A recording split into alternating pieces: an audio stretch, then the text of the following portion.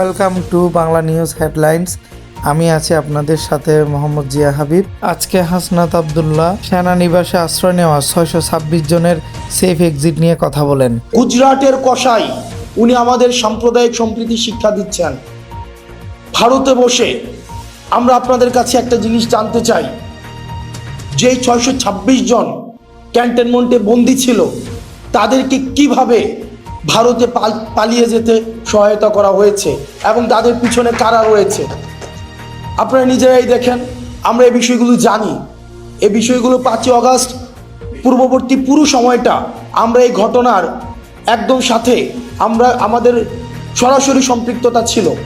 Mid রেঞ্জের যে অফিসারগুলো ছিল এবং সৈনিকরা ছিল, কোর্ট মার্শালকে সামনে রেখে জেনারেলের বিরুদ্ধে গিয়ে তারা ছাত্র জনতার পক্ষে রাস্তায় নেমে এসেছিল।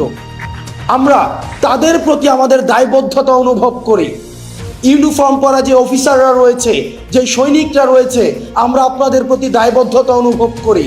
আপনাদের দায়বদ্ধতার জায়গা থেকে আপনারা নিশ্চিত করবেন যে এই 626 জন যারা এই ফেসিবাদের এনাবলার ছিল, কোলাবোরেটর ছিল, এই ফেসিবাদের যারা পৃষ্ঠপোষকতা দিয়েছে, যারা এই ফেসিবাদকে ডালপালা আকারে মহিরূপে গড়ে উঠতে সহায়তা করেছে, তাদেরকে কারা সীমান্ত পাড়ি দিয়ে আজকে ভারতে একটা সেফ এক্সিট করে দিয়েছিল। আজকে আমি যখন পিলখানায় কথা বলছি, ঠিক এই মুহূর্তে mother of terror Sheikh Hasina ভারতে বসে তিনি জনসভায় বক্তব্য দেওয়ার প্রস্তুতি নিচ্ছেন এবং সেটি আমাদের জন্য লজ্জার।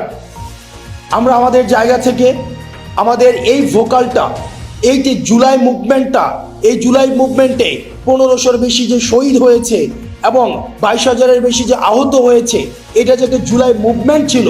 কিন্তু আমরা ওয়েস্টার্ন মিডিয়াতে দেখছি, আমরা ইন্ডিয়ান মিডিয়াতে দেখছি কনস্ট্যান্ট প্রপাগান্ডা চালিয়ে যাওয়া হচ্ছে। এটাকে বলা হচ্ছে rise of fundamentalism and just a political আপহিভাল।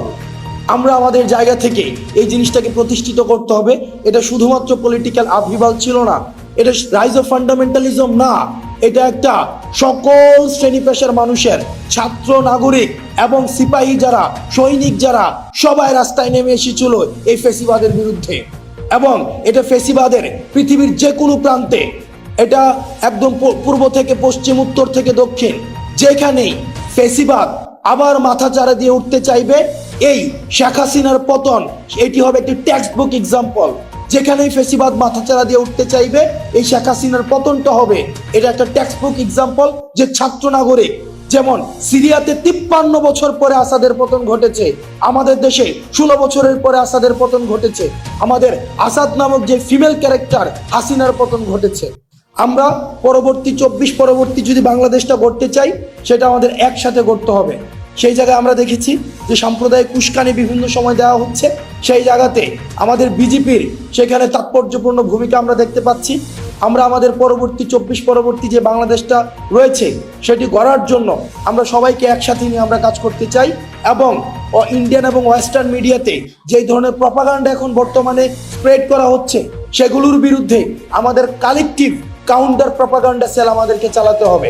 এবং আমরা আমাদের ফেসিবাদ আর কোন রূপে আমরা ফিরতে দিব না, এটা কোনো নামে আমরা ফিরতে দিব না। যেই ফেসিবাদ হয়ে উঠতে চাইবে তাদের বিরুদ্ধে আমাদের লড়াই